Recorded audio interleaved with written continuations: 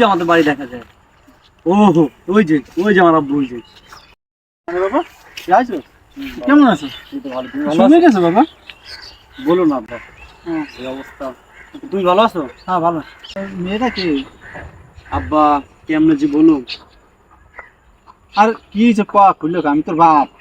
ক। এটা তোমার ছেলের বউ। মাশাআল্লাহ, খুব সুন্দর হয়েছে, দেখতে সুন্দর, ভালো আছে। তুই রাগ করছো? না রাগ করবো তো, বিয়ে তো একদিন করতেই হবে, হয়তো আগে আর পরে। হয়তো আমার একটু আশা আছে যে গ্রামে 10 জনের দাওয়াত টাওয়াত করে খাওয়া আনন্দ ফুর্তি করবো। দেখ, সমস্যা নেই। আচ্ছা বৌমা, তুমি ভালো আছো? এই তুমি দাঁড়িয়ে আছো কেন? বাবাকে সালাম করো। কি? আমি সালাম করব তোমার বাবাকে? তোমার পায়ের অবস্থা দেখছো কি পরিমাণে নোংরা? এই নোংরা পায়ে আমি সালাম করব? তোমার মাথাটা কি পুরো গেছে? আমি বুঝলাম না। গ্রামে থাকি, সাথে আমার কাজ করি, মলা মলা একটু লাগতেই পারে। আচ্ছা দেখ, এক কাজ কর, তুই বৌমার বাদ যা, আমি একটু কাজ খাইবে।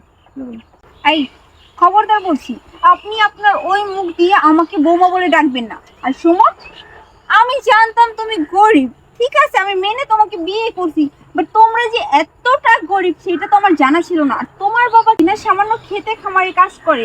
ও গড, আমি কাকে বিয়ে করছি? আমি যদি এটা জানতাম না। আর এই বাবার কারণে তুমি আমাকে পাইছো। তোমার হাজবেন্ড হিসাবে তোমার গর্ব করা উচিত। আর তুমি কি না? কি করব? গর্ব করব আমি? তাও আবার তোমার বাবাকে নিয়ে? ওফো, আর ইউ ম্যাড? শোনো, তোমার বাবা যে সামান্য একজন কৃষক, এটা যদি আমার ফ্যামিলির কোনো সদস্য জানে তাহলে ডাইরেক্টলি না আমাকে ত্যায্য করবে। এমনিতেই তো তোমার মতো গরিব ফকিরনিকে বিয়ে করছি, এই জন্য আমার ফ্যামিলি থেকে এখনো আমাকে ভালোভাবে মেনে নিতে পারে নাই। তার উপর যদি শোনে যে তোমার বাবা সামান্য একজন কৃষক, কি যে অবস্থা হবে আমার, আমি তো ভেবেই পাচ্ছি না। দেখো, আমাদের কারণে তোমরা খাইতেছো, আর আমাদেরই ঘৃণা করো। আব্বা